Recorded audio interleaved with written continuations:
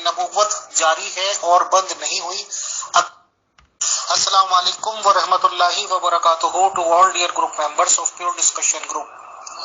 آج ہم اپنے پیور ڈسکشن گروپ میں استقبال کرتے ہیں مامور من اللہ ہونے کے دعوے دار اور اصلاح پسند احمدی جماعت تنظیم کے قائد محترم عبدالغفار جنبہ صاحب اور ماشاءاللہ ایک گریٹ عظیم اسکالر اکبر چودھری صاحب، ان دونوں کا آج کا موضوع گفتگو یہ ہے کہ حضور محمد صلی اللہ علیہ وسلم مینز پروفٹ آف اسلام کے بعد قرآن شریف سے کیا ثابت ہے؟ کیا ان کے بعد نبوت کا سلسلہ ختم ہو گیا ہے؟ کوئی بھی نبی نہیں آئے گا، کسی بھی طرح کا نبی نہیں آئے گا، یا یہ کہ قرآن شریف سے یہ ثابت کیا جا سکتا ہے کہ نبوت کا سلسلہ جاری ہے اور نبوت کا سلسلہ جاری رہے گا؟ تو اس ریگارڈنگ ہم نے دو مہمانوں کو دعوت دی ہے. محترم عبدالغفار جنبہ صاحب یہ پروو کرنے کی کوشش کریں گے کہ نبوت جاری ہے اور بند نہیں ہوئی. اکبر چودھری صاحب یہ پروو کرنے کی کوشش کریں گے کہ نبوت is closed after prophet of Islam. Best of luck to both of the debaters. ہمارا مقصد ہمیشہ کی طرح سے سمجھنا ہے، نتھنگ ایلس. شکریہ، جزاک اللہ. محترم المقام عالی جناب عبدالغفار جنبہ صاحب، ممبرز کی زیادہ خواہش پر اور ایڈمنسٹریشن کی بھی یہی خواہش ہے پیور ڈسکشن گروپ کے کہ محترم عبدالغفار جنبہ صاحب کو پہلا پوائنٹ دیا جائے کہ وہ لگ بھگ اباؤٹ 30 منٹس تک لے سکتے ہیں. قرآن شریف سے وہ یہ ثابت کریں اپنا پوائنٹ کہ پروفٹ آف اسلام حضور محمد صلی اللہ علیہ وسلم کے بعد نبوت جاری ہے اور ان پر آ کے نبوت ختم نہیں ہوئی. تو آئے محترم عبدالغفار جنبہ صاحب پلیز اپنے پوائنٹس پیش کریں. شکریہ. محترم امیر فیصل صاحب اور اس طرح حافظ اکبر صاحب اور دیگر تمام سامعین جو سن رہے ہیں، تو ان سب سے میں عرض کرتا ہوں کہ آج کا یہ جو ہمارا ڈسکشن ہے اس کے حوالے سے ہمارا موضوع یہ ہے کہ قرآن کریم کی روشنی میں نبوت کی حقیقت کیا ہے، کیا نبوت جاری ہے یا کہ بند ہو چکی ہے. تو میں امیر فیصل صاحب سے جو ایڈمن ہیں جن کا یہ پیور ڈسکشن کا پروگرام ہے ان سے یہ درخواست کروں گا، میں کوشش کروں گا جلدی اپنا موقف بیان کر دوں، لیکن پھر بھی اگر چند منٹ آگے پیچھے ہو گیا پہلے بھی ختم کر سکتا ہوں، لیٹ بھی ہو سکتا ہے، تو مجھے فل اپنا موقف دینے کی اجازت دینا. شکریہ. سامعین کرام، قرآن کریم کی تحقیق اور فہم جو خاکسار کا ہے اور ایمان جو ہے اس کے مطابق قرآن کریم کی روشنی میں 90 انعام جاری و ساری ہے اور یہ بند نہیں ہوا ہے. اللہ تعالیٰ نے اپنے پیارے امی نبی حضرت محمد مصطفیٰ احمد مجتبیٰ صلی اللہ علیہ وسلم کو سورۃ احزاب کی آیت 41 میں ختم النبیین کے لقب سے سرفراز فرمایا ہے. جیسا کہ اللہ تعالیٰ فرماتا ہے، سورۃ احزاب جو ہے آیت نمبر 41 سب لوگ جانتے ہیں لیکن میں پڑھ بھی دیتا ہوں. اللہ تعالیٰ سورۃ احزاب کی آیت نمبر 41 میں، یہ جماعت احمدیہ یا میرے مطابق اور جو ہمارے مخالفین ہیں ان کے مطابق 40 ہے یہ آیت. اس آیت میں اللہ تعالیٰ فرماتا ہے ما کان محمد ابا احد من رجالکم ولکن رسول اللہ وخاتم النبیین وکان اللہ بکل شیء علیما. تو یہ وہ آیت ہے جس میں اللہ تعالیٰ نے پیارے نبی صلی اللہ علیہ وسلم کو خاتم النبیین کے اسٹیٹس سے لقب سے سرفراز فرمایا ہے. تو میں سب سے پہلے تو نا اس آیت کے حوالے سے مختلف جو لوگ ہیں علماء ہیں ان کے ترجمے میں بتا دیتا ہوں کہ انہوں نے کیا ترجمے کیے ہوئے ہیں. تو پہلے جو ترجمہ میں مرزا طاہر احمد صاحب جماعتی احمدیہ قادیان کی وہ پڑھ دیتا ہوں. وہ اس آیت کا ترجمہ یوں کرتے ہیں، محمد صلی اللہ علیہ وسلم تمہارے جیسے مردوں میں سے کسی کا باپ نہیں، بلکہ وہ اللہ کا رسول ہے اور سب نبیوں کا خاتم ہے اور اللہ ہر چیز کا خوب علم رکھنے والا ہے. اس کے بعد میں مولانا محمد علی صاحب ہمارے جو انجمن اشاعت اسلام لاہور کے بانی ہیں ان کا میں ترجمہ پڑھ دیتا ہوں. وہ اپنے ترجمہ میں لکھتے ہیں، محمد صلی اللہ علیہ وآلہ وسلم تمہارے مردوں میں سے کسی کے باپ نہیں، لیکن اللہ کے رسول ہیں اور نبیوں کے ختم کرنے والے ہیں اور اللہ تعالیٰ ہر چیز کو جاننے والا ہے. اس طرح میں مولانا مودودی صاحب کا بھی ترجمہ پڑھ دیتا ہوں. وہ اپنے ترجمہ میں فرماتے ہیں، لوگوں محمد صلی اللہ علیہ وسلم تمہارے مردوں میں سے کسی کے باپ نہیں ہیں، وہ اللہ کے رسول اور خاتم النبیین ہیں، اور اللہ ہر چیز کا علم رکھنے والا ہے. اسی طرح میں محترم جو ابن کثیر صاحب کا ترجمہ بڑا مشہور ہے امت میں، تو پڑھا جاتا ہے اکثر، میں ان کا بھی ترجمہ پڑھ دیتا ہوں. ابن کثیر صاحب فرماتے ہیں تمہارے مردوں میں سے کسی کے باپ محمد نہیں صلی اللہ علیہ وسلم، لیکن آپ اللہ کے رسول ہیں اور تمام نبیوں کے ختم کرنے والے ہیں، اللہ ہر چیز کا بخوبی جاننے والا ہے. تو اس کے بعد میں میر اسحاق صاحب کا بھی ترجمہ پڑھ دیتا ہوں. وہ جماعت احمدیہ قادیان کے ہے، وہ عالم تھے. وہ لکھتے ہیں اپنے ترجمہ میں، نہیں ہے محمد صلی اللہ علیہ وآلہ وسلم باپ کسی کا مردوں میں تمہارے، لیکن رسول اللہ کا، اور مہر ہے تمام نبیوں کی، اور ہے اللہ ہر بات کو خوب جاننے والا. سامعین کرام، یہ تو میں نے مختلف جو علماء ہیں 5 ان کے میں نے تراجم پڑھے ہیں. ہم دیکھتے ہیں کہ مختلف ترجمے کیے گئے ہیں. آیت خاتم النبیین جو ہے، کوئی نبیوں کو بند کرنے والا ترجمہ کرتا ہے، کوئی خاتم النبیین کرتا ہے ترجمہ، کوئی نبیوں کی مہر کرتا ہے. بہر مختلف تراجم میں میں نے لوگوں کو سنا دیے ہیں. اب میں چند باتیں عرض کرنا چاہتا ہوں اپنے طور پر، جو میرا فہم ہے اس کے مطابق میں آیت خاتم النبیین کے متعلق کچھ عرض کروں گا. سامعین کرام، آیت خاتم النبیین کی اس طرح ایک متشابہ لفظ ہے جو کہ ذو معنی ہے. خاکسار کی تحقیق اور قرآنی فہم کے مطابق خاتم النبیین کی اصطلاح یا اس لفظ کے 5 معنی ہو سکتے ہیں. وہ میں سنا دیتا ہوں آپ لوگوں کو. پہلا، خاتم النبیین بمعنی آخری شرعی نبی.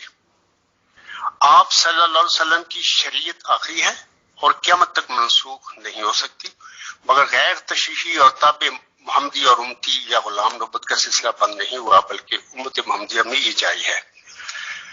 دوسرا معنی اس کا یہ ہے کہ خاتم النبیین بمعنی نبیوں کا سردار، لیڈر آف دا پروفٹس، ان معنوں میں کہ نبوت کے تمام کمالات آپ صلی اللہ علیہ وسلم پر ختم ہو گئے ہیں. اور تیسرا معنی خاتم النبیین بمعنی الوف مرتبت میں آخری، یعنی آپ صلی اللہ علیہ وسلم بالحاظ رفعت و شان اور بالحاظ علو و مرتبت آخری ہیں، نہ کہ محض بالحاظ زمانی آخری ہے. چوتھا معنی جو ہے میرے فہم کے مطابق خاتم النبیین بمعنی نبیوں کی مہر. خاتم عربی زبان میں مہر کو کہتے ہیں، اور اس طرح حضرت صلی اللہ علیہ وآلہ وسلم نبیوں کی مہر بھی تھے. نبی انعام پانے کے لیے حضرت صلی اللہ علیہ وسلم کی اطاعت اور پیروی لازمی ہے. پانچواں معنی میرے فہم کے مطابق یہ ہے کہ خاتم النبیین بمعنی نبیوں کو ختم کرنے والا، یعنی حضرت صلی اللہ علیہ وسلم نے معنوی طور پر سب نبیوں کو بالحاظ کمالات ختم کر دیا ہے، اور آپ کی شان یہ ہے کہ آپ صلی اللہ علیہ وآلہ وسلم پر فقط نبوت ہی نہیں بلکہ جملہ کمالات روحانی بھی ختم ہو گئے ہیں. یہ تو میں نے اپنا نقطہ نظر 5 مختلف معنی بیان کیے ہیں. اب میں سامعین کے آگے اور محترم نبی فیصل اور محترم حافظ اکبر صاحب کے آگے 3 باتیں ضروری اور اہم باتیں رکھنا چاہتا ہوں. پہلی بات یہ ہے کہ قرآن کریم میں کسی قسم کا کوئی تضاد نہیں ہے، یعنی اس میں کوئی کنٹراڈکشن نہیں ہے. میں 2-3 مثالیں دے کر آپ لوگوں کو سمجھا دیتا ہوں. پہلی مثال کے طور پر قرآن کریم میں اللہ تعالیٰ مومنوں کو حکم دیتا ہے کہ تم سب نبیوں پر ایمان لاؤ. قرآن کریم میں اس حکم کے برخلاف ہمیں تعلیم نہیں ملتی. اللہ تعالیٰ نے مومنوں کو ایسا حکم دیا ہو کہ تم بعض نبیوں پر ایمان لاؤ اور بعض پر بے شک ایمان نہ لاؤ، یا تمہارا صرف محمد صلی اللہ علیہ وسلم پر ایمان لانا ہی کافی ہے. قرآن کریم میں اس قسم کا کوئی تضاد پایا نہیں جاتا. دوسری مثال میں یہ دیتا ہوں کہ اللہ تعالیٰ قرآن کریم میں فرماتا ہے کہ قرآن کریم ہدی للمتقین، متقیوں کو ہدایت دیتا ہے. ہم کسی بھی جگہ پر قرآن کریم میں یہ نہیں دیکھ سکتے کہ اللہ تعالیٰ نے قرآن کریم میں یہ بھی فرمایا ہو کہ قرآن کریم فاسقوں اور فاجروں کو بھی ہدایت دیتا ہے. ہمیں قرآن کریم میں کسی قسم کا یہ تضاد نہیں ملتا، ایک ہی جیسی تعلیم ہے.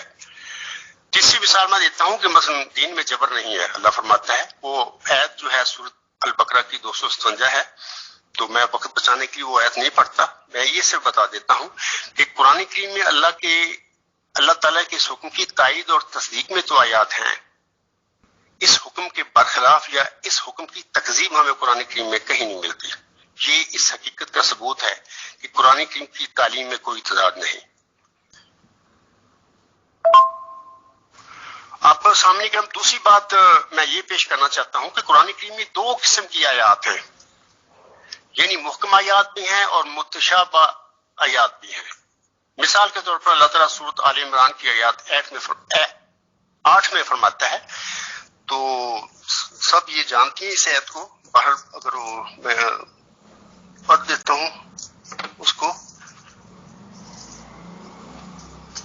مثال کے طور پر اللہ تعالیٰ اس آیت میں فرماتا ہے هو الذی انزل علیک الکتاب منہ آیات محکمات ہن ام الکتاب واخر متشابہات. میں صرف آگے اس کا ترجمہ پڑھ دیتا ہوں، باقی پھر میں چھوڑتا ہوں وقت بچانے کے لیے. اللہ تعالیٰ فرماتا ہے وہی ہے جس نے تجھ پر کتاب اتاری، اسی میں سے محکم آیات بھی ہیں، وہ کتاب کی ماں ہے، اس کی جڑ ہے، اور کچھ دوسری متشابہ آیات ہیں. بس وہ لوگ جن کے دلوں میں کجی ہے وہ فتنہ چاہتے ہوئے اور اس کی تعویل کی خاطر اس میں سے اس کی پیروی کرتے ہیں جو باہم مشابہ ہے، حالانکہ اللہ کے سوا اور ان کے سوا جو علم میں پختہ ہے کوئی اس کی تعویل نہیں جانتا. وہ کہتے ہیں ہم اس پر ایمان لے آئے اور سب ہمارے رب کی طرف سے ہے اور عقل مندوں کے سوا کوئی نصیحت نہیں پکتا. تو میں نے پوری آیت پڑھ دی ہے. تو اس کے بعد میں بتانا چاہتا ہوں سامعین کو کہ محکم آیات جو ہیں وہ ہیں جن کا بیان بہت واضح اور سیدھا ہوتا ہے، صاف ہوتا ہے، ہر شخص اس کے مطلب کو سمجھ سکتا ہے. اور محکم یعنی متشابہ آیات وہ ہوتی ہیں جو ذو معنی ہوتی ہیں، جن کے کئی معنی نکل سکتے ہیں یا ہوتے ہیں یا نکل سکتے ہیں.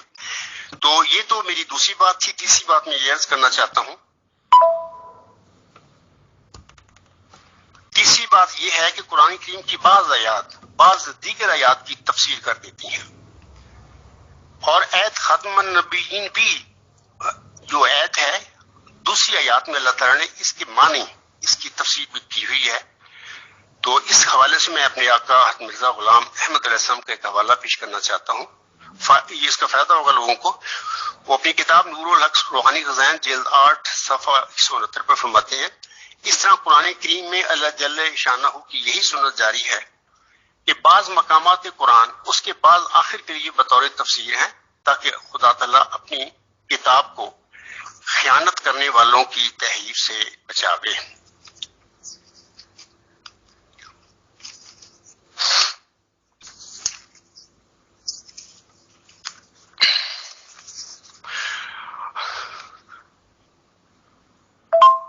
قرآن کریم میں تضاد نہیں ہے، بلکہ کسی آیت یا کسی اصطلاح کا کیا ہوا معنی ہی غلط ہو سکتا ہے یا ہمارا ترجمہ غلط ہو سکتا ہے. سوری تھوڑی سی لمبی ہوگی یہ آڈیو.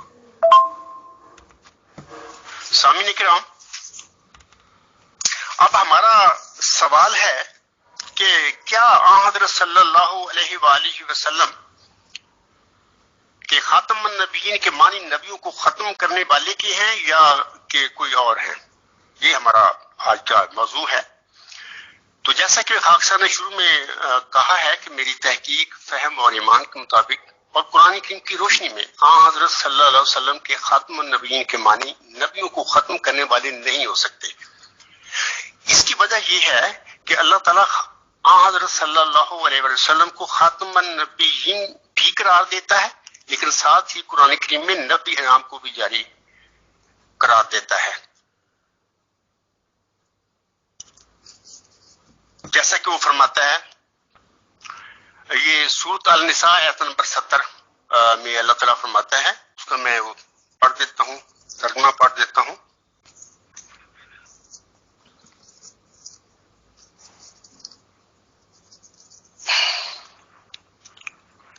اللہ تعالیٰ فرماتا ہے کہ وَمَن يُطِعِ اللَّهَ وَالرَّسُولَ فَأُولَٰئِكَ مَعَ الَّذِينَ أَنْعَمَ اللَّهُ عَلَيْهِم مِّنَ النَّبِيِّينَ وَالصِّدِّيقِينَ وَالشُّهَدَاءِ وَالصَّالِحِينَ وَحَسُنَ أُولَٰئِكَ رَفِيقًا.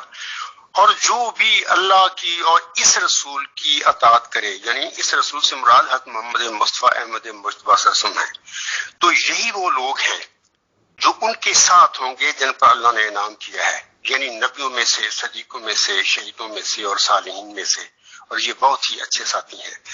تو یہ ایک آیت ہے۔ دوسری آیت میں پڑھ دیتا ہوں کہ سورت اعراف کی آیت نمبر 36 میں 36 میں اللہ تعالیٰ فرماتا ہے، اللہ تعالیٰ فرماتا ہے یا بنی آدم اما یاتینکم رسل منکم یقصون علیکم آیاتی فمن اتقی واصلح فلا خوف علیہم ولا هم یحزنون۔ ترجمہ اس طرح ہے کہ اے ابنائے آدم، اگر تمہارے پاس تم میں سے رسول آئیں جو تم پر میری آیات پڑھتے ہوں، تو جو بھی تقوی اختیار کرے اور اصلاح کرے تو ان لوگوں پر کوئی خوف نہیں ہوگا اور وہ غمگین نہیں ہوں گے۔ تو یہ میں نے یہ آیت بھی پڑھتی ہے، یہ سورت اعراف کی آیت نمبر 36 ہے۔ سامعین کرام اور محترم امیر فیصل صاحب اور محترم حافظ اکبر صاحب، اگر نبوت بند ہوتی تو سورت نساء کی آیت 70 میں نبیوں کا لفظ نہ ہوتا، بلکہ صرف صدیقوں، شہداء اور صالحین کے روحانی انعاموں کا ہی اللہ ذکر فرماتا اور انہی کا مومنوں سے وعدہ فرماتا، لیکن ایسا نہیں ہے۔ اسی طرح سورت اعراف کی آیت 36 میں بھی اللہ تعالیٰ نے رسولوں کی بعثت کے حوالے سے جو فرمایا، اگر ہر قسم کی نبوت بند ہوتی تو اس آیت میں بھی اللہ تعالیٰ رسولوں کے نازل ہونے یا مبعوث کرنے کا ذکر نہ فرماتا۔ تو ظاہر ہے کہ میں نے شروع میں کہا ہے کہ قرآن کریم میں کوئی تضاد نہیں۔ اگر ہم نبوت کو، اگر ہم اب خاتم النبیین کے معنی نبیوں کو ختم کرنے والا کریں تو قرآن کریم میں تضاد پیدا ہو جاتا ہے، جبکہ قرآن کریم میں تضاد نہیں ہے، بلکہ کسی آیت یا کسی اصطلاح کا کیا ہوا معنی ہی غلط ہو سکتا ہے یا ہمارا ترجمہ غلط ہو سکتا ہے۔ ساری تھوڑی سی لمبی ہوگی یہ آڈیو، لہذا سامعین کرام، اب اصطلاح خاتم النبیین کے معنی نبیوں کو ختم کرنے والا نہیں ہو سکتے۔ میں قرآن سے ثابت کر رہا ہوں آیات سے، ایسے میں نے ہی غلط ہے۔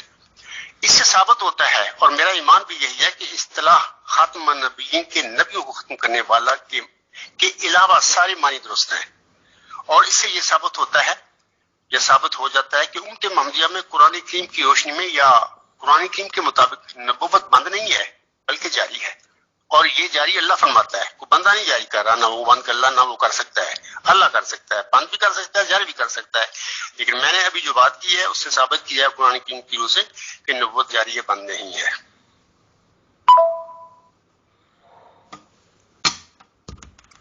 سامعین کرام، امت محمدیہ میں نبوت بند نہ ہونے یا جاری ہونے کا ایک اور ثبوت اس طرح بھی ہے کہ اللہ تعالیٰ نے ہمیں یہ دعا سکھائی ہے کہ یہ دعا مجھ سے مانگو۔ یہ سورۃ فاتحہ کی آیت نمبر 6 ہے، اہدنا الصراط المستقیم، یعنی اے اللہ ہمیں سیدھے راستے کی طرف ہدایت فرما۔ سورۃ انعام کی آیات 84 تا 91 میں اللہ تعالیٰ نے 18 نبیوں کا ذکر فرمایا ہوا ہے، اور ان سب کے متعلق اللہ تعالیٰ فرماتا ہے کہ میں نے ان سب کو سیدھے راستے کی طرف ہدایت بخشی تھی۔ با الفاظ دیگر اللہ تعالیٰ ان 18 نبیوں کے متعلق فرماتا ہے کہ میرے یہ سارے بندے سیدھے راستے کی طرف ہدایت یافتہ تھے، یہ سارے نبی تھے، جیسا کہ اللہ تعالیٰ فرماتا ہے۔ وہ آیت جو ہے میں اس کا صرف چاہتا ہوں کہ ترجمہ آپ لوگوں کو پڑھ کر سنا دوں۔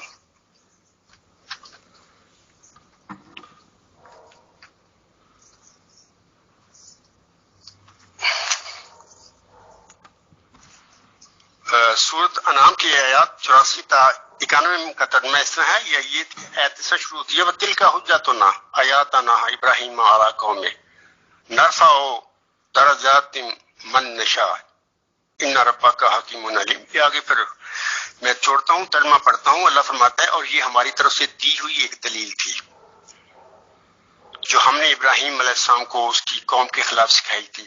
ہم جسے چاہتے ہیں درجے میں بلند کرتے ہیں، تیرا رب یقیناً حکمت والا اور خوب جاننے والا ہے۔ اور ہم نے اس کو، یعنی ابراہیم علیہ السلام کو اسحاق اور یعقوب دیے تھے، ہم نے ان سب کو ہدایت دی تھی، اور اس سے پہلے ہم نے نوح کو ہدایت دی تھی، اور یعنی ابراہیم کی اولاد میں سے داؤد اور سلیمان اور ایوب اور یوسف اور موسیٰ اور ہارون کو بھی، اور اسی طرح ہم اچھی طرح کام کرنے والوں کو بدلہ دیا کرتے ہیں۔ اور زکریا اور یحییٰ اور عیسیٰ اور الیاس کو بھی ہدایت دی تھی، یہ سب کے سب نیکوں میں سے تھے۔ اور اسماعیل اور الیسع اور یونس اور لوط کو بھی ہدایت دی تھی، اور ان سب کو ہم نے تمام جہانوں پر فضیلت دی تھی۔ اور ان کے باپ دادوں اور ان کی اولاد اور ان کے بھائیوں کو بھی ہم نے ہدایت دی تھی، اور ہم نے انہیں چن لیا تھا اور انہیں سیدھے راستے کی طرف رہنمائی کی تھی، یعنی ہدایت دی تھی، جیسے کہ اللہ فرماتا ہے وَهَدَيْنَاهُمْ إِلَىٰ صِرَاطٍ مُسْتَقِيمٍ۔ آگے اللہ فرماتا ہے اللہ کی ہدایت دینے کا یہی طریق ہے جس کے ذریعے سے وہ اپنے بندوں میں سے جسے چاہتا ہے راہ دکھاتا ہے، یعنی ہدایت دیتا ہے۔ اور اگر وہ شرک کرتے تو جو کچھ وہ اعمال کرتے تھے ان سے ضائع ہو جاتے، جیسے کہ اللہ فرماتا ہے ذالک ھدی اللہ یہدی بہ من یشاء من عبادہ۔ اس طرح آگے اللہ فرماتا ہے وہی لوگ ہیں جنہیں ہم نے کتاب اور فیصلہ کرنے کی فراست اور نبوت دی تھی، اگر یہ لوگ اس نبوت کا انکار کریں تو ہم نے اسے ایک اور یعنی دوسری قوم مسلمانوں کو سپورٹ کر دیا ہے جو اس کے منکر نہیں ہے، جیسے کہ اللہ فرماتا ہے اولئک الذین آتیناھم الکتاب والحکم والنبوۃ۔ یہ سارے اللہ تعالیٰ کی طرف سے ہدایت یافتہ یہ بزرگ تھے، نبی کے سارے اللہ نے فرما دیا ہے۔ آگے اللہ فرماتا ہے میں ترجمہ صرف پڑھ رہا ہوں، انہی مذکورہ بالا لوگوں کو اللہ نے ہدایت دی تھی، بس تو ان کی ہدایت کی پیروی کر۔ محمد صلی اللہ علیہ وسلم سے اللہ مخاطب ہو رہا ہے کہ میرے نبی بس تو ان کی ہدایت کی پیروی کر، تو ان سے کہہ دے کہ میں اس پر تم سے کوئی مزدوری نہیں مانگتا، یہ تو صرف تمام جہانوں کے لیے ایک نصیحت ہے۔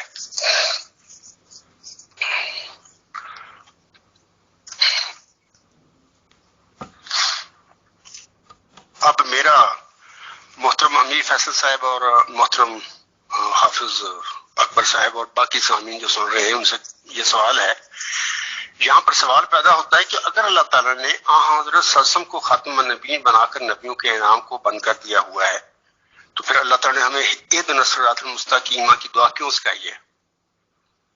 اس سے قطعی طور پر ثابت ہوتا ہے کہ قرآن کریم کی روشنی میں یا قرآن کریم کے مطابق نبیوں کا انعام بند نہیں ہے بلکہ جاری ہے۔ اللہ نے جاری کیا، بند کون کر سکتا ہے؟ اچھا، اس کے علاوہ ایک دوسری میں بتانا چاہتا ہوں کہ کس طرح ثابت ہوتا ہے کہ یہ نبوت جاری ہے، بند نہیں ہے۔ اللہ تعالیٰ نے سورۃ فاتحہ میں اگلی آیت جو 7 ہے اس میں فرمایا ہے سیدھے راستے کی طرف ہدایت دینے والوں کی وضاحت فرما دی کہ یہ کس قسم کی ہدایت ہوگی، جیسے کہ اللہ فرماتا ہے صراط الذین انعمت علیہم، یعنی ان لوگوں کے راستے کی طرف ہدایت جن پر تو نے انعام کیا ہے۔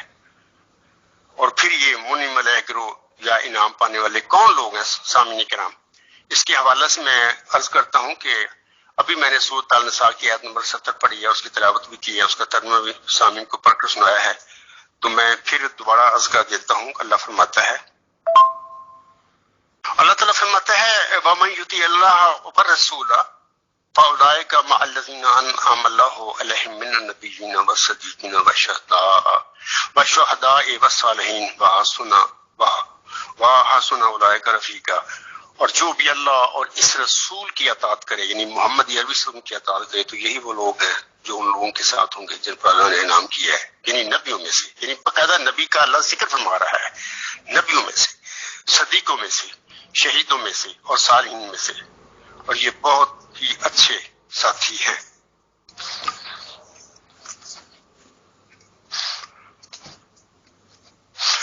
سامعین کرام، اب میں آخر پہ آپ کو بتاتا ہوں، اور محترم امیر فیصل صاحب جو ہمارے سپرویژن میں یہ پروگرام کروا رہے ہیں، اس طرح محترم حافظ اکبر صاحب اور اس طرح دیگر سارے سننے والے جو ہیں، میں ان سے کہتا ہوں کہ اگر اللہ تعالیٰ نے حضرت صلی اللہ علیہ وسلم کو خاتم النبیین بنا کر نبیوں کو بند کر دیا ہوتا تو پھر اس آیت میں اللہ تعالیٰ اور حضرت محمد مصطفیٰ صلی اللہ علیہ وسلم کی اطاعت میں صرف صدیقوں، شہداء اور صالحین کا ذکر ہوتا، یعنی اللہ فرماتا، اور ہمیں نبیوں کی بشارت نہ اللہ دیتا۔ لیکن اللہ تعالیٰ نے تو فرما دیا ہوا ہے کہ وہ مومنوں کو اللہ تعالیٰ اور نبی صلی اللہ علیہ وسلم یعنی حضرت محمد مصطفیٰ احمد مجتبیٰ صلی اللہ علیہ وسلم کی پیروی میں نبی بھی بنا دے گا۔ اور اس آیت میں جو ما کا لفظ ہے وہ من کے معنی میں ہے، جیسا کہ اللہ تعالیٰ سورۃ آل عمران میں فرماتا ہے وَتَوَفَّنَا مَعَ الْأَبْرَارِ، یعنی ہمیں نیک بنا کر یا نبیوں میں شامل کر کے وفات دینا بنایا ہے۔ لیکن اس کے باوجود قرآن کریم کی روشنی میں نبوت کا سلسلہ بند نہیں، میں نے ابھی سب کہہ دیا، قرآن کریم سے میں آیات کے ذریعے ثابت کیا ہے کہ بند نہیں ہے، بلکہ یہ امتی نبوت کا انعام جاری و ساری ہے۔ یہ الگ بات ہے کہ کوئی بھی مومن خود سے امتی یا غلام نبی نہیں بن سکتا، بلکہ اسے صرف اللہ تعالیٰ ہی امتی یا غلام نبی بنایا کرتا ہے۔ لہذا سامعین کرام، امت محمدیہ میں قرآن کریم کی روشنی میں نبوت کی حقیقت کے حوالے سے جماعت احمدیہ اصلاح پسند اور قادیانی جماعت ایک پیج پر ہے۔ اس میں ہمارا کوئی جھگڑا نہیں ہے، اور ہماری تحقیق، فہم اور ایمان کے مطابق یہی عقیدہ سچا ہے۔ علاوہ اس میں سامعین کو کہنا چاہتا ہوں، یہ میں نے موضوع ختم کر دیا ہے، چند باتیں ہیں کہ جن صاحبان کو، سامعین کو زیادہ تفصیل جاننا ہو تو خاکسار کو وہ مضمون نمبر 39 اور 40 پڑھے الغلام.com پر، تو وہاں پر میں نے بڑی تفصیل سے اس موضوع کے متعلق بتایا ہوا ہے۔ میں اس کے متعلق اجازت چاہتا ہوں، امیر فیصل صاحب تھوڑا سا ٹائم دیں گے۔ مثلا میں نے کہا ہوا ہے، بتایا ہوا ہے کہ تفصیل کے ساتھ آیت خاتم النبیین کی تشریح قرآن مجید کی دوسری آیات کی روشنی میں صفحہ 6، آیت خاتم النبیین کی تشریح سورۃ کوثر کی روشنی میں صفحہ 10، آیت خاتم النبیین کی تفسیر بزرگان سلف کے ارشادات کی روشنی میں صفحہ 10، آیت خاتم النبیین کی وضاحت احادیث کی روشنی میں صفحہ 15، حضرت صلی اللہ علیہ وسلم کے خاتم النبیین کے حوالے سے آپ صلی اللہ علیہ وسلم کا ایک فیصلہ کن ارشاد صفحہ 17، اولیاء اور انبیاء کے ذاتی شعور و علم میں تغیر صفحہ 17، نئی اصطلاحات کی حقیقت صفحہ 18، نبی اور غیر نبی پر ایمان لانے کا تنازعہ صفحہ 18۔ تو میں آخر پہ یہ عرض کرتا ہوں کہ محترم امیر فیصل صاحب اور میری طرف سے میں اپنا نقطہ نظر بیان کر دیا، قرآن سے بات بتا دیا، ثابت کر دیا ہے کہ نبوت بند نہیں ہے۔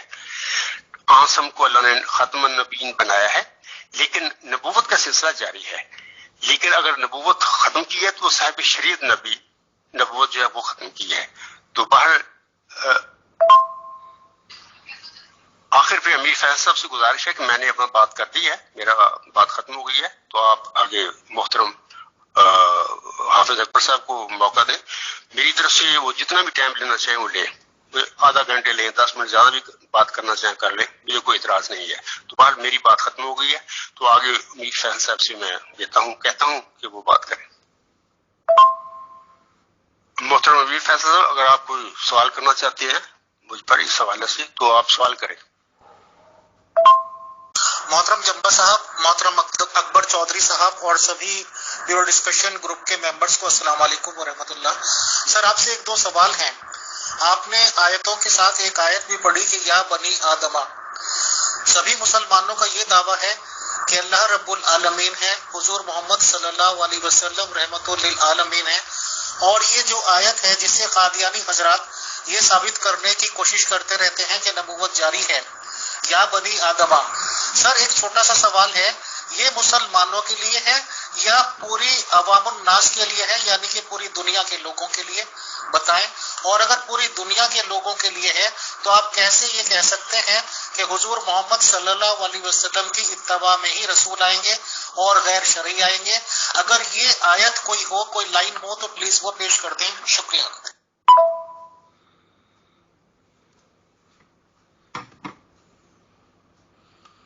محترم امیر فیصل صاحب، آپ کا سوال میں نے سن لیا ہے، وہ ٹھیک ہے۔ اللہ تعالیٰ نے اس آیت میں سورۃ اعراف کی آیت نمبر 36 میں بنی آدم کا ذکر فرمایا ہے۔ پہلی بات تو یہ یاد رکھیں کہ بنی آدم سے مراد آدم مسیح کی بعثت کے بعد کے بنی آدم ہے قیامت تک۔ پہلے تو فوت ہو چکے، انہوں نے کیا اس کو تو مخاطب ہی نہیں ہے۔ ایک بات یہ بڑی تفصیل میرا مضمون نمبر 39 میں آپ پڑھیں گے، وہاں پہ ان باتوں کی میں نے تشریح کی ہوئی ہے۔ دوسری بات یہ ہے کہ آپ کہتے ہیں کہ بنی آدم سے مراد تو سارے ہیں، مسلمان نہیں ہیں، باقی سارے بنی آدم ہیں، لیکن اللہ تعالیٰ نے سورۃ نساء کی آیت نمبر 70 میں پابند کر دیا کہ میں یطیع اللہ والرسول، یعنی یہ کہہ کے کہ یہ اللہ اور میرے اس رسول کی اطاعت جو کریں گے، وہاں پر پابندی لگا دی۔ تو وہاں پر وہی شامل ہیں، اگر آپ لوگ اب ہمارے ایمان کے مطابق، قرآن کریم کی تعلیم کے مطابق، جو آسم کو ماننے والے ہیں۔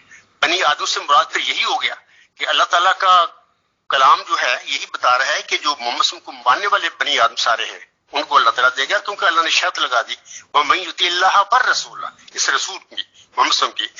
اچھا، تیسری بات یہ ہے کہ اگر کوئی کہتا ہے، بعض لوگ کہہ دیتے ہیں کہ اس میں وہ سارے پہلے اس آیت میں بنی آدم سے مراد آدم سے پہلے جو بنی آدم ہے وہ شامل ہے اس میں نے اکثر وہ سنا ہے اور میں نے اس کی اپنے مضمون وضاحت بھی کی ہے۔ تو میں عرض کرتا ہوں کہ وہ تو فوت ہو چکے ہیں پہلے، آدم سے پہلے ان کو کیا مخاطب، فوت شدہ لوگوں کو اللہ نے کیا مخاطب کرنا ہے؟ اس آیت میں بنی آدم سے مراد قطعی طور پر وہ ہیں جو آدم کی بعثت کے بعد قیامت تک دنیا میں لوگ پیدا ہوں گے، وہ مخاطب ہے۔ دوسری بات یہ ہے کہ اللہ نے شرط لگا دی کہ وَمَن يُطِعِ اللَّهَ وَالرَّسُولَ، جو اللہ اور اس رسول کی اطاعت کریں گے ان کو میں نبوت کی نعمت دوں گا۔ تو میرے خیال میں اس میں بس حل ہو گیا، تو باقی تو پھر آگے کوئی اور سوال ہے تو وہ کریں۔ محترم جنبا صاحب، آپ ابھی سبھی لوگ جو احمدی قادیانی ہیں، اسپیشل وے میں احمدی جماعت قادیان اور احمدی جماعت اصلاح پسند جس کے قائد آپ بھی ہیں سر، آپ لوگ ہمیشہ سے یہ ثابت کرنے کی کوشش کرتے رہتے ہیں کہ مرزا غلام احمد قادیانی صاحب شرعی نبی نہیں تھے، وہ ذلی بروز تھے اور انہوں نے کوئی بھی شریعت میں چینجنگ یا مداخلت نہیں کی۔ تو سر میرے دو پوائنٹس ہیں۔ ایک تو ان کی کتابوں میں آج بھی شاید اسکین پیش ہو رہا تھا کہ انہوں نے انگریزوں کو یہ صلاح دی تھی کہ وہ رنڈیاں جو یا انہیں سیکس کی ضرورت ہوتی ہے وہ اپنا انتظام لندن ہی کی عورتوں سے کریں اور ہندوستان کی عورتوں کو اوائڈ کریں۔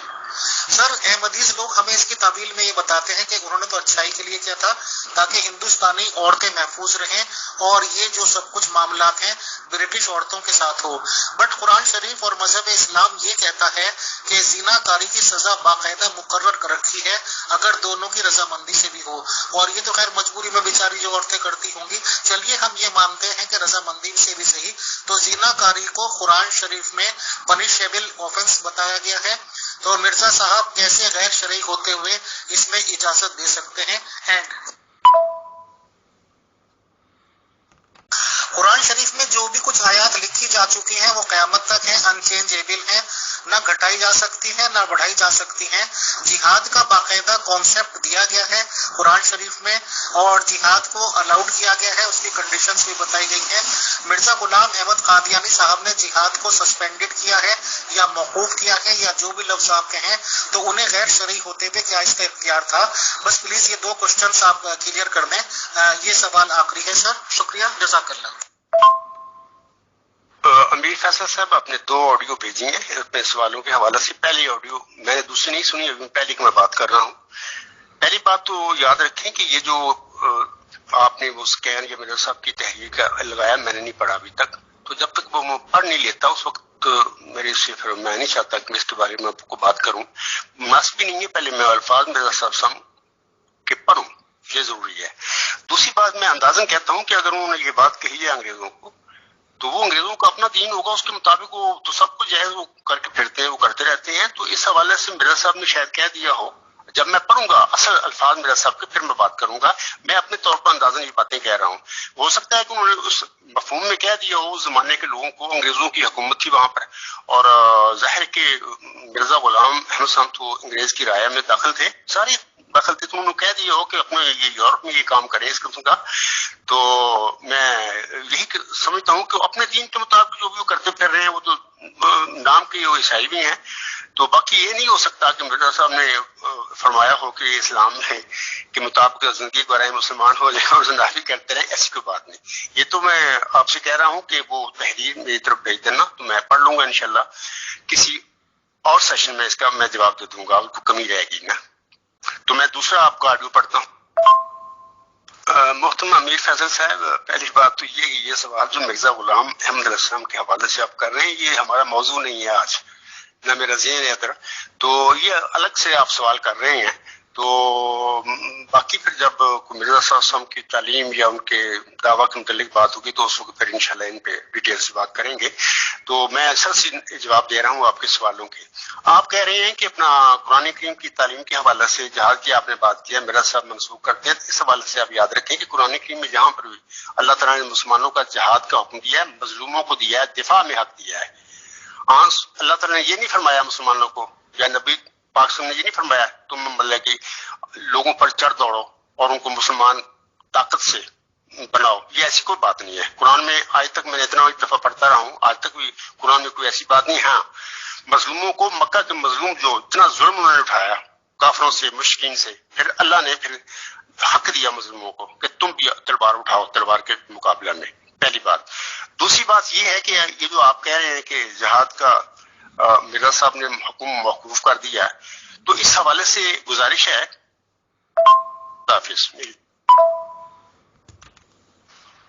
اس حوالے سے گزارش ہے کہ دیکھیے جب اللہ تعالیٰ کہتا ہے اپنی کتاب میں بھی مظلوم جو ہیں جن پر ظلم ہو رہا ہے، جن کو گھروں سے نکالا جا رہا ہے، وہ جہاد کریں، وہ تلوار اٹھا لیں تلوار کے مقابلے میں. ان پر ظلم ہو رہا ہے، وہ ظلم کا جواب دیں. تو اس زمانے میں جب مرزا صاحب علیہ السلام کی آپ بات کر رہے ہیں، انہوں نے جہاد کو منسوخ کیا. منسوخ آج بھی اگر ظلم ہوگا مسلمانوں پر تو مظلوم مسلمان آج بھی حق رکھتے ہیں جہاد کی تعلیم جو قرآن کریم میں ہے وہ تلوار اٹھا لیں جب ان پر ظلم کو کرتا گیا. تو ویسے مرزا صاحب السلام کے زمانہ میں جو زمانہ انگریزوں کا تھا، مرزا صاحب اسلام بھی ایز اے رعایا کے طور پر وہاں پہ اس ملک میں رہتے تھے، تو وہاں پر دین میں کوئی جبر نہیں تھا اور حکومت تھی انگریزوں کی اور سارے آزاد تھے. ہاں وہ روکتے تھے کہ اپنا آپس میں لڑو نہیں جھگڑو نہیں، بلکہ کہ ہاں ویسے کرو، ٹھیک ہے آزادی ہے آپ لوگوں کو. تو مرزا صاحب علیہ السلام نے اس لیے کہا تھا کہ دیکھیے جس حکومت کے زیر سایہ ہم رہ رہے ہیں وہ بڑی پرامن ہمیں مذہبی تعلیم کا تبلیغ کا حق دیتی ہے، تو اس لیے جہاد کی ضرورت نہیں ہے ان کے خلاف. ٹھیک ہے، وہ ان کی بات مانو، وہ اس وقت حاکم ہے ہمارے. تو اس کا مطلب یہ ہے کہ انہوں نے جہاد منسوخ نہیں کیا تھا، بلکہ اپنے وقت کے لحاظ سے جو صورتحال تھی، جو انگریزوں کی حکومت تھی پرامن تھی، مذہبی آزادی انہوں نے دی ہوئی تھی سب کو، تو وہاں پر میرا صاحب فرماتے ہیں کہ اس وقت کوئی جہاد اگر کرتا ہے انگریزوں کے خلاف اٹھاتا ہے تو پھر وہ بغاوت کر رہا ہے. تو یہ باتیں ہیں، تو میں نے امید ہے کہ مختلف باتیں ہیں اس حوالے سے، آپ کے سوالوں کے حوالے سے میں نے کی ہیں، کافی ہیں. باقی جب انشاءاللہ مرزا صاحب کی کوئی مقام مرتبہ یا تعلیم کی بات ہوگی تو اس کے بعد پھر تفصیلی ہم باتیں کریں گے. شکریہ آپ کا، آپ نے مجھے وقت دیا. تو میں نے اپنا نقطہ نظر نبوت کے حوالے سے ہے وہ قرآن میں سے ثابت کر کے آپ لوگوں کے آگے رکھ دیا. شکریہ بہت. تو میری بات ختم ہے. خدا بہت بہت شکریہ، بہت جزاک اللہ محترم جنبا صاحب. آپ نے وہ سبھی پوائنٹس پرووائڈ کرنے کی کوشش کی جس سے یہ ثابت ہو سکے کہ حضور محمد صلی اللہ علیہ وسلم کے بعد بھی نبوت جاری ہے. اس ریگارڈنگ حالانکہ میرے بہت سارے سوالات ہیں، بٹ اس کے لیے سر الگ سے سیشن رکھیں گے انشاءاللہ. اب ہم اکبر چودھری صاحب کے پوائنٹ سنیں کہ وہ قرآن شریف کی کون سی آیتوں سے کس بیسس پر یہ ثابت کر سکتے ہیں کہ prophet of Islam was the last prophet to the world for the world. انشاءاللہ محترم اکبر چودھری صاحب آپ تشریف لائیں اور بتائیں اپنے وہ پوائنٹس کہ قرآن شریف سے کن بیسس پر یہ ثابت کیا جا سکتا ہے کہ رسول محمد صلی اللہ علیہ وسلم پر ہی نبوت ختم ہو چکی ہے. سر شکریہ، جزاک اللہ. جی السلام علیکم جناب، اور شکریہ بہت بہت آپ کا اور عبدالغفار جنبا صاحب کا کہ وہ آئے اور یہ جو ہمارے سننے والے اور سامعین ہیں ان کے جو ذہن میں جو سوال ہوتے ہیں ان کو ایڈریس کرنے کی کوشش کی. تو سب سے پہلے تو میں شکریہ ادا کرتا ہوں عبدالغفار جنبا صاحب کا کہ انہوں نے امت محمدیہ میں سے جب آیت خاتم النبیین کا ترجمہ سنایا تو انہوں نے ابن کثیر کا اور مولانا مودودی کا بھی ترجمہ سنایا. یہ ایک بہت خوش آئند بات ہے، کیونکہ سب سے بڑا جو مجھے جماعت قادیانی کے ساتھ مسئلہ ہوتا ہے وہ یہ ہوتا ہے کہ جب آپ اپنے آپ کو امت کا حصہ کہلانا چاہتے ہیں اور پھر امت کے آپ کوئی حوالہ نہیں دیتے یا آپ ان کے جو علماء سلف ہیں ان کے حوالوں کو مسخ کر بیان کرتے ہیں تو یہ علمی بددیانتی ہے اور یہ بڑی اچھی بات ہے. حالانکہ میرے نزدیک جج جنبا صاحب نے وہی گھسی پیٹی باتیں کی جن کا میں آگے جا کے، سوری اگر آپ کو میری یہ بات غلط لگے، پر ان باتوں پہ ڈسکشن ہو چکی ہوئی ہے، مگر انہوں نے امت مسلمہ کے حوالے دے کر بڑا ایک خوش آئند اور ایک اچھا جو ہے وہ ریت ڈالی ہے. امید ہے کہ آئندہ بھی جو بھی اگر کبھی گفتگو انشاءاللہ ان کے ساتھ ہوئی تو وہ اسی ریت کو برقرار رکھیں گے. اب جنبا صاحب کا پہلا جو آیت خاتم النبیین ما کان محمد ابا احد من رجالکم ولکن رسول اللہ وخاتم النبیین، اس کے انہوں نے اس کے 5 مفہوم کا ذکر کیا. ان 5 میں سے 2-3 تو تھوڑے ایکسٹرا ہیں یعنی کہ وقتی طور پر یا ایسے یا وہ دو ہی اس کے مفہوم بنتے ہیں، اور یہ کبھی بھی آیت جو ہے یہ امت مسلمہ میں کبھی بھی عربی دانوں میں اور تمام علماء سلف میں کبھی بھی یہ متنازعہ نہیں رہی۔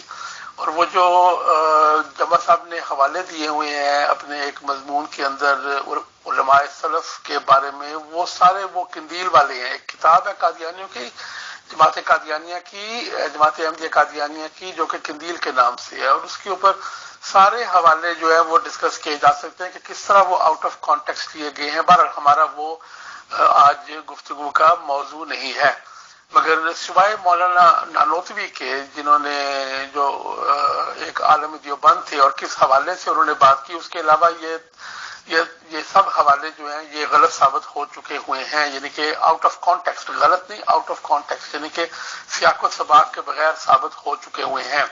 اب ہم آتے ہیں کہ یہ آیت خاتم النبیین کے اوپر یہ جو مسئلہ ہے یہ کیوں ہے۔ اب تقریباً تمام مفسرین اور تقریباً تمام جو مترجمین ہیں انہوں نے یہی کہا ہے کہ سیل آف پروفٹس، اردو اپنا عربی میں بھی انگلش میں بھی خاتم کا مطلب سیل ہے۔ اب یہاں پر صرف مسئلہ اردو زبان کا، ذرا میری غور سے بات سنیے گا۔ اردو میں مہر کہتے ہیں، کیونکہ پتہ نہیں رواج نہیں تھا یا بات نہیں تھی، اس کو مہر کہتے ہیں۔ اب یہ مرزا غلام احمد صاحب نے یا ان کے جو رفقا یا ان کے بعد میں آنے والے جو نسلیں ہیں، انہوں نے وہ مہر کو بنا لیا کلیکٹر کا، ٹیکس کلیکٹر کا ٹھپا، فارم آئے ٹھپا لگاؤ، فارم آئے ٹھپا لگاؤ، ٹھپا لگاتے جاؤ۔ یہ نہیں ہے، وہ تو سٹیمپ ہوتی ہے، وہ سیل تو نہیں ہوتا، اسے تو سٹیمپ کہتے ہیں۔ سیل تو اس چیز کو کہتے ہیں جو آپ کی نشانی ہوتی ہے، جو آپ کے ایک خط کے اوپر یا ایک مراسلے کے اوپر ایک لال رنگ کی موم ہوتی ہے اور اس کے اوپر آپ اپنا ٹھپا لگاتے ہیں۔ ٹھپا اور چیز ہے، سیل اور چیز ہے۔ سیل کا مطلب ہے وہ بند کر دی گئی، نہ اس کے بعد اس میں کچھ جائے گا، اور اگر جو اس کو وصول کرے گا اس کو پتا ہے کہ یہ چیز اس بندے نے سیل کی ہے۔ یہ سیل کا مفہوم ہے۔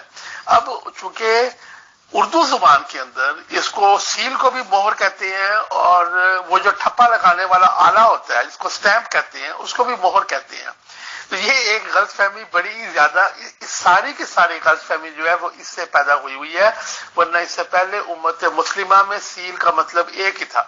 یہ اردو میں تو کہتا ہوں آدھی جماعت احمدیہ قادیانیہ اور اب اصلاح پسند کی جو تعلیمات ہیں وہ اردو اور عربی کے بیچ میں مجہول ہے، یہ جو مجہول کانسیپٹ ہے۔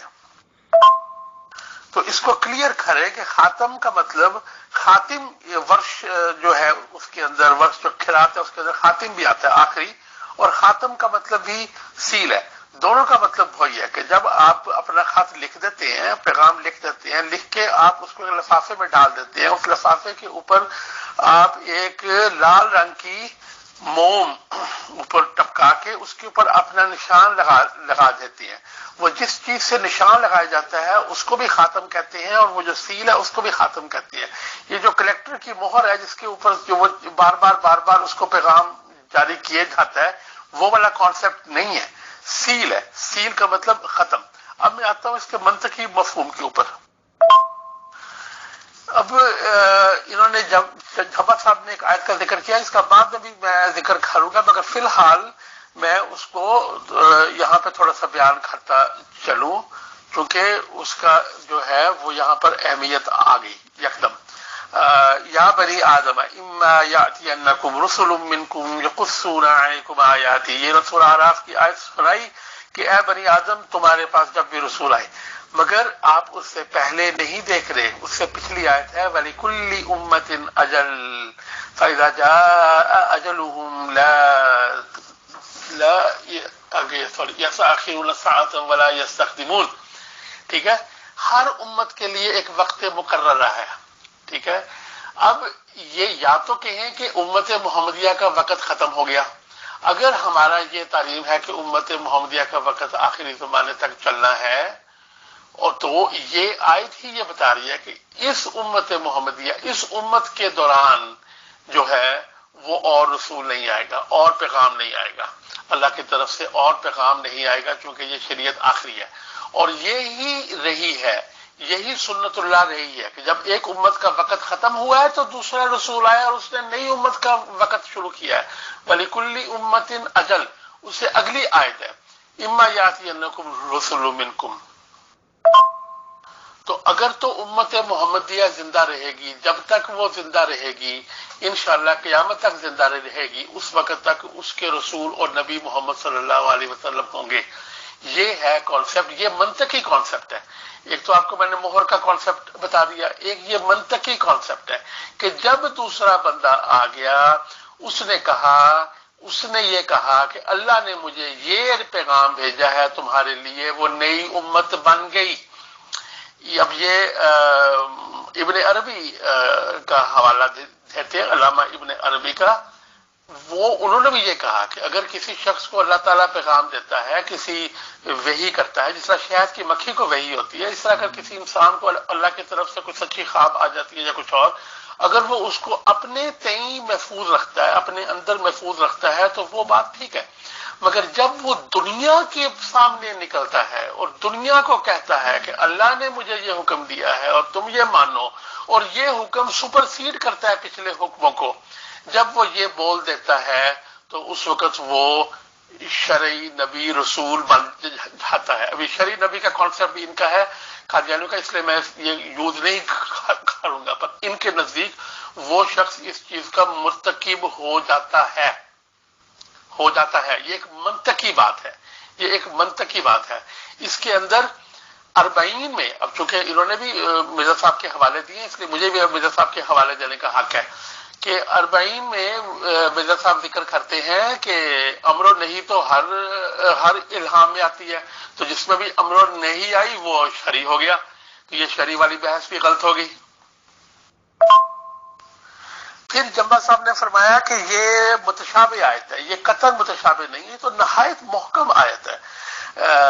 اور تعویل اور تفسیر میں فرق ہوتا ہے. تفسیر ہوتی ہے کہ آپ اس کو، جس طرح ہم نے کہا سیل ہے، سیل آف پروفٹس، خاتم، ان کے اوپر آپ تفسیر کر سکتے ہیں. تعویل ہوتی ہے نہیں اس کا مطلب یوں تو تھا ہی نہیں، یوں تھا.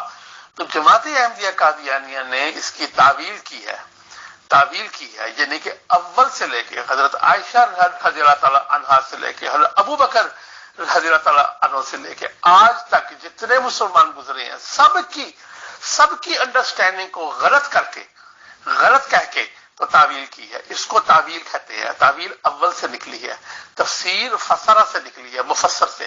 تو اس کی تفسیر تو ممکن ہے، تعویل نہیں ہے. یہ آیت انتہائی محکم آیت ہے، جو آیت خاتم النبیین ہے، یہ انتہائی محکم ہے. اس کے اندر کسی قسم کے کوئی مشابہت تو ہے نہیں ہے. وہ رسول اللہ صلی اللہ علیہ وسلم نے پیش گوئی کی کہ ان کا کوئی بھی مرد نرینہ اولاد نہیں ہوگی. یہ کیوں کہا انہوں نے؟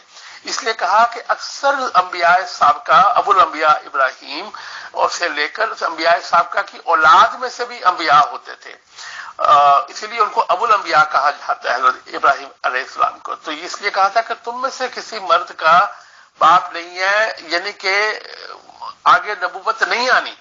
یعنی کہ یہ چانس تھا کہ اگر کوئی نبی ہوتا، اور یہ ایک حدیث میں بھی ہے، شاید میں اس کا ذکر نہیں کرتا، کہ اگر کوئی نبی ہوتا تو وہ ان کی اولاد میں سے آتا. تو اولاد کا ذکر کرنا اس آیت کے اندر انتہائی محکم چیز ہے، اور نئی اولاد ہوئی بلکہ ایک بڑی شاندار پیش گوئی بھی ہے. تو یہاں آ کر ہم بات کو، اس کو 50% فنش کرتے ہیں. اب ہم آتے ہیں، اب چونکہ مرزا غلام احمد صاحب کا حوالہ دیا، اب مرزا غلام احمد صاحب کے 8 حوالے ہیں. میں 8 تو نہیں پڑھ سکوں گا سارے کے سارے وقت کی کمی کی وجہ سے، جہاں انہوں نے اپنے آپ کو آخر کہا ہے.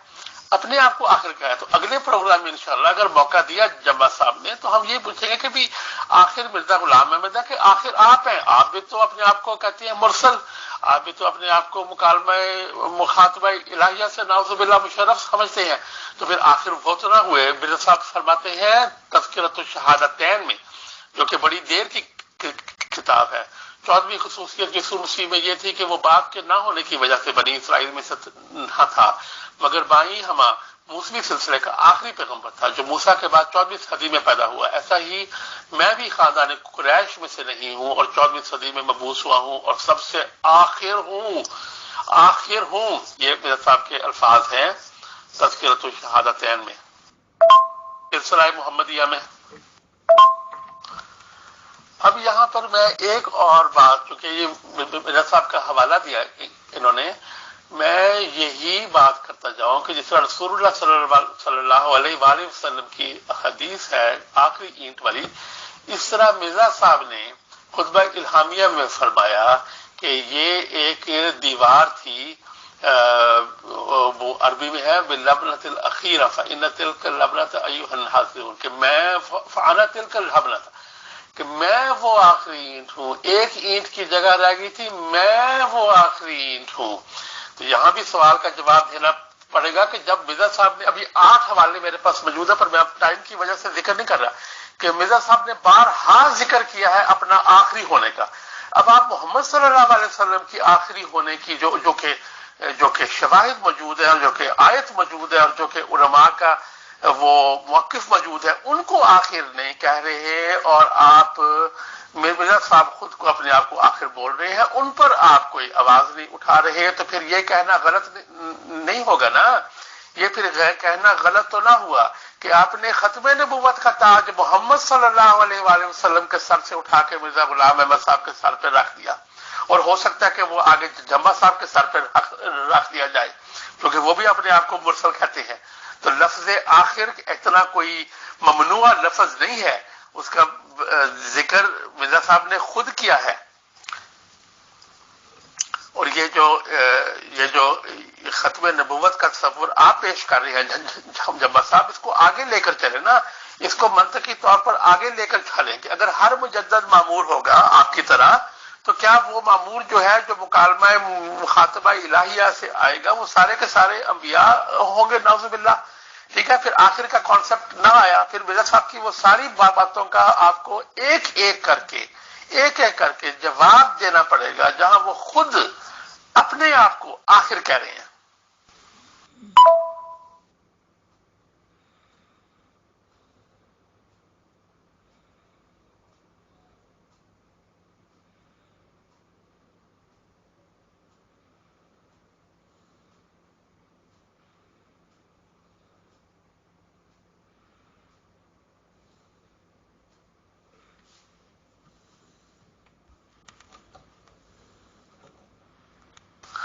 اب میں آتا ہوں چوتھے پوائنٹ پہ کہ یہاں پر بہت سارے حوالے، بے تحاشا حوالے مرزا صاحب کے موجود ہیں 1901 کے پہلے کے، مگر یہاں پہ میں علمی بدیانتی کا مرتکب نہیں ہوں گا۔ مکرم جمبا صاحب کا ایک مضمون ہے جس کے اندر انہوں نے لاہوریوں کو مخاطب کر کے 1901 سے قبل کے اور 1901 کے بعد کے حوالہ جات جو ہیں ان کو ترتیب وار دیا ہے، اور ترتیب وار دینے سے ان کی مراد یہ ہے کہ انہوں نے اس کے اندر سے کچھ اخذ کیا ہے، تو وہ جو اخذ کیا ہے اس کا مطلب ہے کہ ان کو ان حوالوں کا علم ہے، اور اگر ان کو ان حوالوں کا علم ہے اور انہوں نے اس کے باوجود اپنا موقف اخذ کیا ہے، تو پھر میں علمی بدیانتی کا مرتکب نہیں ہوتا۔ اور میں یہ سمجھتا ہوں کہ آپ کو، یعنی کہ جمبا صاحب کو 1901 سے پہلے کے بیانات، اس میں کہ وہ مسلمانوں کی طرح ختم نبوت کے قائل تھے، اور 1901 کے بعد جہاں نبی لفظ مجہول ہو گیا اور وہ ذلی اور بروزی ہوتا گیا، تو میں اس کے اوپر جو ہے وہ رائے زنی نہیں کروں گا۔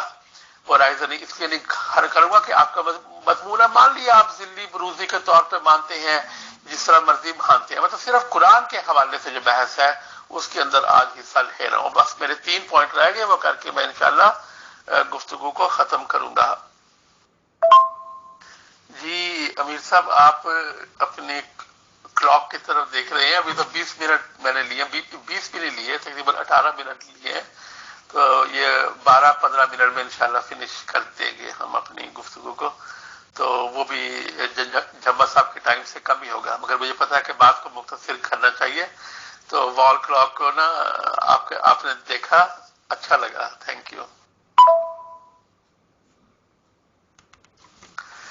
اب اس کے بعد جب صاحب سورہ نساء کی آیت کا، سورہ اعراف کی آیت کا، اس کے اوپر سورہ نساء کے اوپر تو ہم نے تھوڑا سا ذکر کرتے ہیں، سورہ اعراف کے بارے میں کچھ ذکر ہو گیا، کچھ اور ہوگا۔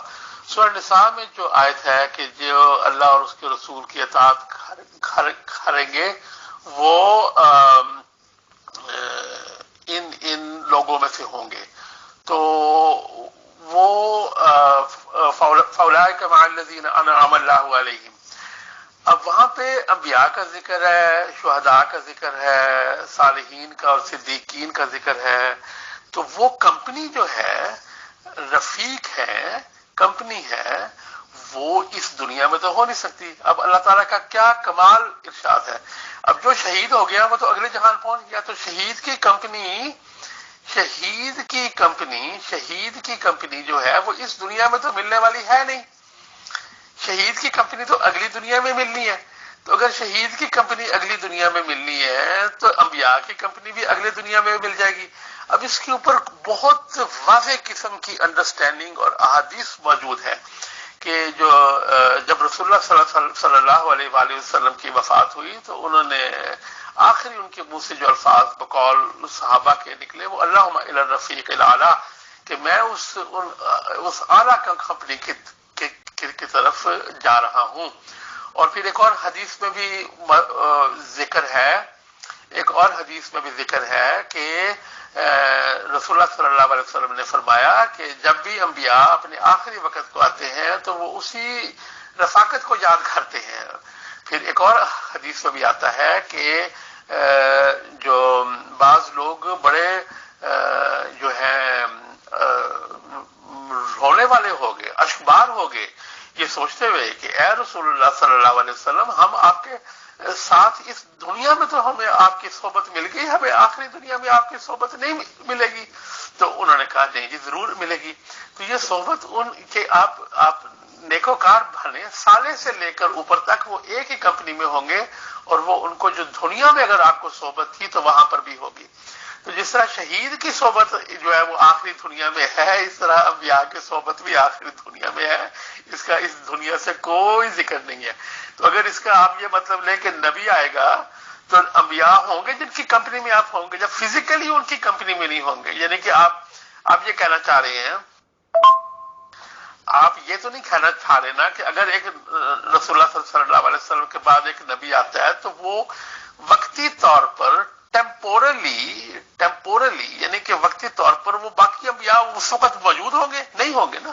تو وہ ایک روحانی طور پر ہی موجود ہوں گے نا. یعنی کہ اگر آپ کی بات بھی مان لی جائے کہ انبیاء آئیں گے جو ان کی کمپنی میں ہوں گے، تو کمپنی یہاں تو نہیں ہے نا، کمپنی تو وہی ہے نا، ان کا ساتھ تو وہی ہے نا، ساتھ یہاں تو نہیں ہوگا نا.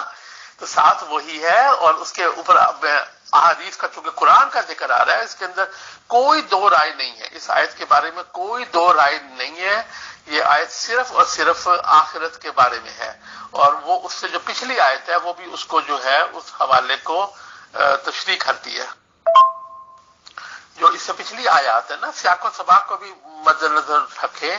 وَلَوْ أَنَّا كَتَبْنَا عَلَيْهِمْ أَنِ اقْتُلُوا أَنفُسَكُمْ أَوِ اخْرُجُوا مِنْ دِيَارِكُمْ مَا فَعَلُوهُ إِلَّا قَلِيلٌ مِّنْهُمْ وَلَوْ أَنَّهُمْ فَعَلُوا مَا يُوعَظُونَ بِهِ لَكَانَ خَيْرًا لَّهُمْ وَأَشَدَّ تَثْبِيتًا وَإِذًا لَّآتَيْنَاهُم مِّن لَّدُنَّا أَجْرًا عَظِيمًا وَلَهَدَيْنَاهُمْ صِرَاطًا مُّسْتَقِيمًا. یہاں پہ وہ آپ کا وہ بھی حوالہ آ گیا سورہ فاتحہ کا بھی، کہ یہ ان لوگوں کا ذکر کیا جا رہا ہے کہ اگر ان کو کہا جائے کہ وہ اپنے گھروں سے نکل کر اللہ کی راہ میں قتال کھڑے، جنگ کھڑے، تو وہ نہ کرتے. کاش کہ وہ اس پر عمل کرتے اور جو ان کو کہا گیا وہ کرتے اور وہ ثابت قدمی دکھاتے جو صدیق دکھاتے ہیں، اور وہ ان کو بہت بڑا اجر عظیم ملتا اور ان کو صراط مستقیم پر لے کر آتے. اور آگے جی ہے وَمَن يُطِعِ اللَّهَ وَالرَّسُولَ فَأُولَٰئِكَ مَعَ الَّذِينَ أَنْعَمَ اللَّهُ عَلَيْهِم مِّنَ النَّبِيِّينَ وَالصِّدِّيقِينَ وَالشُّهَدَاءِ وَالصَّالِحِينَ وَحَسُنَ أُولَٰئِكَ رَفِيقًا. تو اگر پہلے ذکر کیا کہ وہ نہیں مانیں گے، پھر کہا کہ اگر وہ مانیں گے تو وہ ان کی کمپنی میں ہوں گے. یہ اس کا سیاق و سباق ہے، اس کا کوئی تعلق نہیں ہے آئندہ انبیاء کے آنے کے ساتھ، نہ کبھی یہ تفسیر کی. اور سب سے بڑی بات میں آپ سے سوال کرتا ہوں کہ کیا مرزا غلام احمد صاحب نے اس کی یہ تفسیر کی ہے؟ کیا آپ جمبا صاحب اپنے آپ کو مرزا غلام احمد سے بڑا مفسر قرآن کہتے ہیں؟ ٹھیک ہے، اگر مرزا صاحب نے اس آیت کا حوالہ نہیں دیا اپنی نبوت کے حق کے اندر تو پھر آپ کیسے دے رہے ہیں؟ یا آپ کہیں کہ میں اپنی نبوت کے نعوذ باللہ حق میں دے رہا ہوں، مگر اگر انہوں نے اپنی نبوت کے جو بھی ذلی بروزی تھی جو بھی تھی اس کے حق میں انہوں نے 20,000 شواہد دیے. تو اس آیت کا جو ہے اس کی یہ والی تفسیر جو آپ کرتے ہیں یہ کیوں نہیں کی؟ اگر کی ہے تو اگر میں غلطی کر رہا ہوں تو پلیز مجھے بتا دیں کہاں پہ کی ہے اور کس سینس میں کی ہے. امت بن گیا.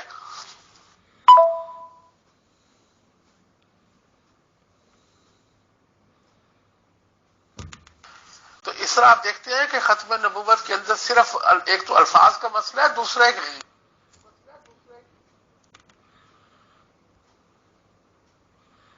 کا مسئلہ ہے, ایک تو الفاظ کا مسئلہ ہے, دوسرا ایک گہرا منطقی مفہوم ہے خاتم النبیین میں اور امت کے اندر, کہ یہ امت کے اندر یہی ہوتا ہے جب ایک نیا بندہ. یہ ابن عربی کی جس طرح میں نے ذکر کیا بہت بڑی ان کی ایک انسائٹ ہے, ان کی بہت بڑا ان کا معرفت ہے کہ جب ایک بندہ اٹھ کے کھڑا ہوتا ہے کہ اللہ نے مجھے بنی آدم کے لیے یہ پیغام دیا تو وہ اپنی نئی امت بنا لیتا ہے. اور اب آپ اگر کہا آج آپ نے کہ آپ قادیانی جو جماعت احمدیہ قادیانیہ کے ساتھ حرف بہ حرف آپ ایک ہی پیج پر ہیں تو آپ بھی قادیانی امت کا حصہ ہیں. اور اگر آپ امت مسلمہ کے حوالے دیتے ہیں ان میں سے نکلے ہیں, جس طرح کہ سکھ ہندوؤں میں سے نکلے ہیں, جس طرح بہائی مسلمانوں میں سے نکلے ہیں, اس طرح قادیانی مسلمان امت میں سے نکل کے الگ امت بنا لی. اور اس کا آپ کو حوالہ بھی یہ دیتا ہوں کہ مرزا محمود صاحب فرماتے ہیں کہ میں محمد صلی اللہ علیہ وسلم کو مرزا غلام احمد صاحب کی نظر سے دیکھتا ہوں, اس لینس سے دیکھتا ہوں. تو یہ نئی امت جو ہے نا وہ بن جاتی ہے. آخری پوائنٹ رہ گیا جی بس.